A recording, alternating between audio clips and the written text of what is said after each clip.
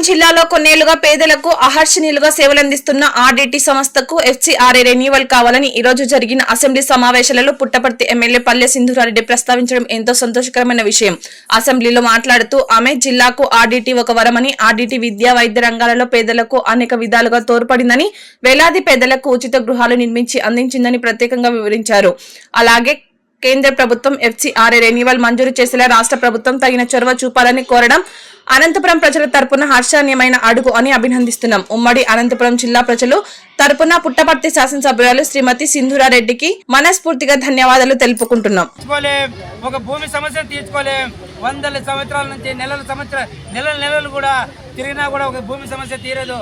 అలాంటిది మన ఇంటికి వచ్చి మనకి ఇల్లు కట్టించి ఒక అగ్రికల్చర్లో చూడండి, హార్టికల్చర్ చూడండి, సిరికల్చర్ చూడండి, మన యొక్క ఆర్టీటీ సంస్థలో ఉన్న మహిళా సంఘాలను చూడండి, వాళ్ళ యొక్క సొంతంగా కుటీర పరిశ్రమలు పెట్టుకోవడానికి కూడా ఒక మనోధైర్యాన్ని నింపి వాళ్ళ ఫ్యామిలీకి ఒక అండగా నిలిచి వాళ్ళకు కూడా ప్రోత్సహిస్తూ ఈరోజు ఎన్నో సేవా కార్యక్రమాలు చేసి ఆనాడు బ్రహ్మానందరెడ్డి గారు ఆంధ్రప్రదేశ్లో ఏదైతే కరువు జిల్లా ఉందంటే ఇటువైపు చూసి అనంతపురం జిల్లా కరువు జిల్లా, మీరు అక్కడికి వెళ్ళి స్వచ్ఛందంగా మీరు ఎన్ని సేవలు చేస్తారో చేయండి అని చెప్పి ఆ రోజు బ్రహ్మానందరెడ్డి గారు మనకు ఆంధ్రప్రదేశ్ ముఖ్యమంత్రి గారు తీసుకొచ్చి ఈరోజు 56 సంవత్సరాలు అవుతుంది.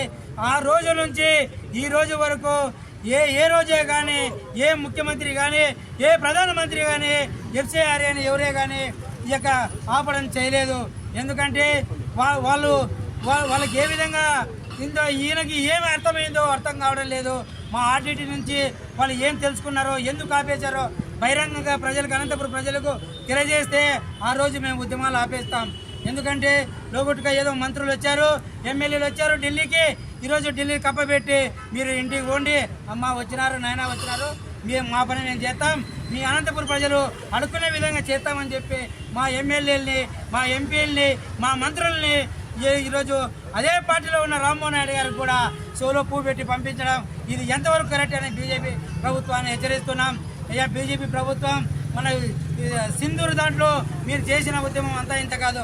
అలా విధంగా ఆర్టీటీని కూడా అదే విధంగా పరిధిలో తీసుకొని మా ఆర్టీటీ ప్రజలకు కానీ అనంతపురం ప్రజలకు మీరు చేసే సేవల్ని, వీళ్ళు చేసిన సేవలను గుర్తించి మాకు ఖచ్చితంగా మీరు ఎఫ్సీఆర్ఏ రెన్యువల్ ఖచ్చితంగా చేయని ఎడల ప్రాణ త్యాగానికైనా సిద్ధమవుతాం.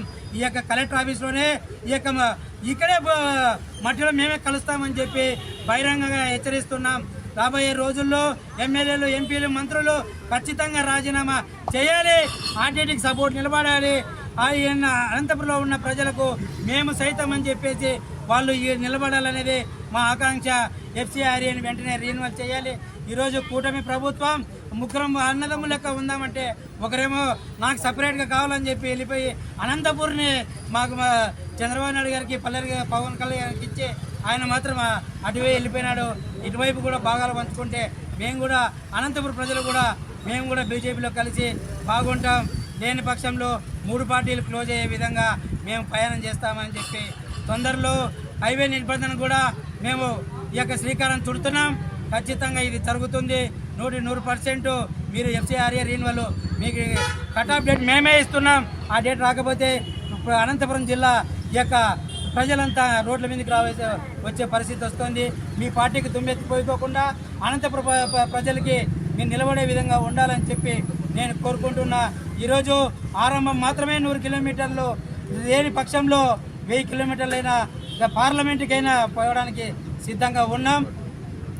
Save RTT, save RTT.